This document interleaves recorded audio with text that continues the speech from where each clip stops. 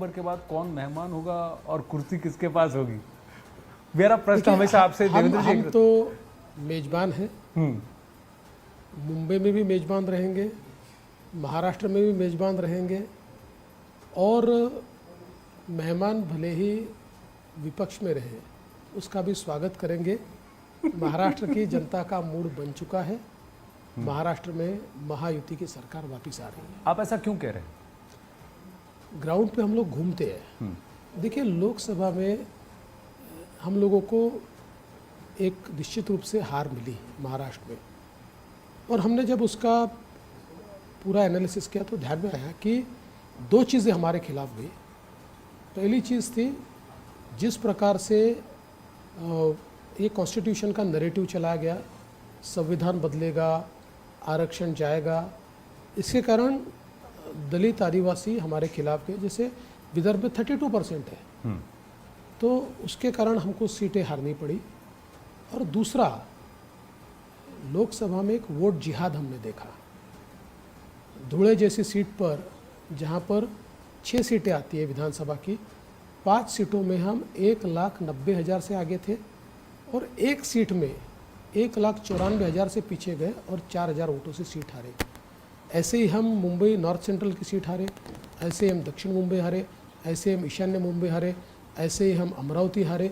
ऐसी करीब करीब 10-12 सीटें हैं जहाँ पर एक्सट्रीम कंसोलिडेशन करके वहाँ के प्रार्थना स्थलों से, वहाँ के फतवे निकाल कर, अल्लाह की कस्में दे देकर हमारे खिलाफ वोट किया गया। अब ये पॉसिबल इसलिए नहीं है कि एक सीट तो आप उस पर जीत लोगे, लेकिन बची हुई 5 सीटें कैसे जीतोगे? तो ये दो चीज़ें, और नैरेटिव का जहाँ तक सवाल है कॉन्स्टिट्यूशन का, एक तो ये फेक नैरेटिव है, लोगों के ध्यान में आ गया। दूसरा, राहुल गांधी ने अमेरिका में जाकर जो बात कही, उसके कारण उनका असली चेहरा ये दलित और आदिवासी समाज के और ओबीसी समाज के ध्यान में आ गया। और सबसे बड़ी बात, फिर वही नैरेटिव तैयार करने के लिए नागपुर में आकर उन्होंने संविधान बचाओ परिषद ली और संविधान का ही अपमान किया। वो एक कौन सी लाल किताब हाथ में लेकर घूमते, उस पर संविधान लिखा हुआ है, लोगों ने अंदर खोल के देखा तो कोरे पन्ने थे। तो मुझे लगता है कि जिन दो फैक्टर्स ने उनको यहाँ जीत दिलाई, दोनों फैक्टर समाप्त हो चुके। अब लोगों में हमारे कामों के बारे में, हमारी स्कीम्स के बारे में, चाहे वो लाडली बहना स्कीम हो, चाहे वो फार्मर्स को हमने बिजली माफ़ी दी है वो स्कीम हो, कई हमारी स्कीमें हैं जिसके कारण एक पॉजिटिविटी हम तैयार कर पाए, इसलिए हम लोग जीतेंगे। बट इसका फॉलोअप प्रश्न ये है कि सब ये कह रहे हैं कि महाराष्ट्र की हार के बाद आप थोड़े से यू आर शेकन अप, तो अब आप ये डायरेक्टली हिंदू मुस्लिम बाइनरी खेल रहे हैं, क्योंकि मुस्लिम वोट्स कंसोलिडेट, तो आपने वोट जिहाद का नैरेटिव स्टार्ट किया ताकि हिंदू वोट्स कंसोलिडेट हो, तो ये डर की राजनीति आप कर, ये आरोप।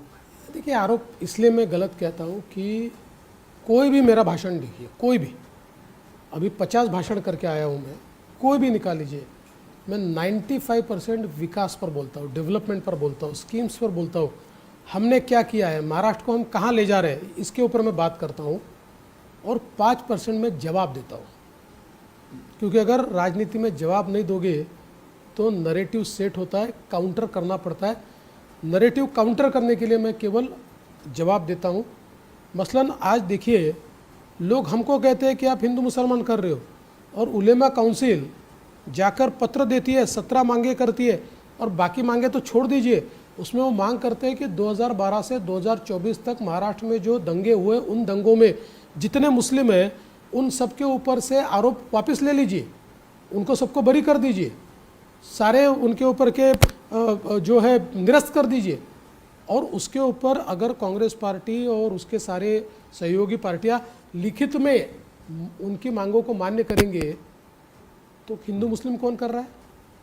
वही कर रहे हैं। हमने तो ऐसी कोई मांग नहीं की, तो इसलिए हम केवल जवाब देते हैं, और जवाब तो देंगे ही देंगे। आरोप अभी ये लग रहा है कि अब नैरेटिव कहा यह जा रहा है कि जो औरंगजेब की मज़ार और वहाँ पर कुत्ता औरंगजेब, ये एक तरफ है, और दूसरा हम छत्रपति शिवाजी के उपासक हैं, हम राम के उपासक हैं, तो ये बाइनरी आप क्रिएट नहीं कर रहे हैं? देखिए, अगर और क्या महाराष्ट्र की पॉलिटिक्स में चलता है? नहीं, देखिए, अगर श्रीमान ओवैसी ये यहाँ आकर औरंगजेबों का, रजाकारों का गुणगान करेंगे और ये हमारे पूर्वजों की ज़मीन है कहेंगे, हम थोड़ी सुनने वाले हैं। तो छत्रपति शिवाजी महाराज की ज़मीन है, हमारे पुरखों की ज़मीन है। छत्रपति शिवाजी महाराज ने औरंगज़ेब से या मुग़लों से हमें मुक्ति दिलाई थी। औरंगज़ेब कोई भारतीय मुसलमानों का भी आइकॉन नहीं हो सकता, वो आक्रमणकारी था। और अगर उसकी मज़ार पर जाकर कोई कहता होगा और उसका महिमा मंडन करता होगा तो हम नहीं सुनेंगे, हम लोग तो उसका जवाब देंगे। तो ओवैसी यहाँ आकर बोलेंगे तो उसका जवाब मिलेगा। लेकिन उन्होंने भारतीय मुसलमान कहा, इसमें क्या क्या राज, क्यों भारतीय मुसलमान कहा आपने? मैंने इसलिए कहा कि मैं ये मानता हूँ कि भारत में रहने वाला जो मुसलमान है वो भी औरंगजेब को कोई अपना नेता नहीं मानता, उसको अपना आइकॉन नहीं मानता। लेकिन ये जिस प्रकार का नैरेटिव तैयार करने की कोशिश करते हैं तो एक प्रकार से उस्काने वाली बात है। ये प्रयास इनका ये चल रहा है कि हिंदुओं में एक प्रकार से उनको उचकाया जाए और मुसलमानों को पोलराइज किया जाए। इसलिए मैंने कहा वो कोई आइकॉन नहीं हो सकता। तो कोई प्रयास नहीं किया जा रहा है कि मुसलमान को अंदेशा किया जाए, उनको बाजू में रखा जाए? ऐसा कोई प्रयास बीजेपी को, सभी लोग चाहिए, सबको साथ लेके जाना है? हमको चाहिए। और हम लोगों ने, मैं तो हमेशा कहता हूँ, हमने इतनी स्कीम्स की, लाडली बहना की तो हमने कहीं कहा या ऐसी कोई उसमें चीज़ें डाली कि जिससे मुसलमान बाजू हो जाए।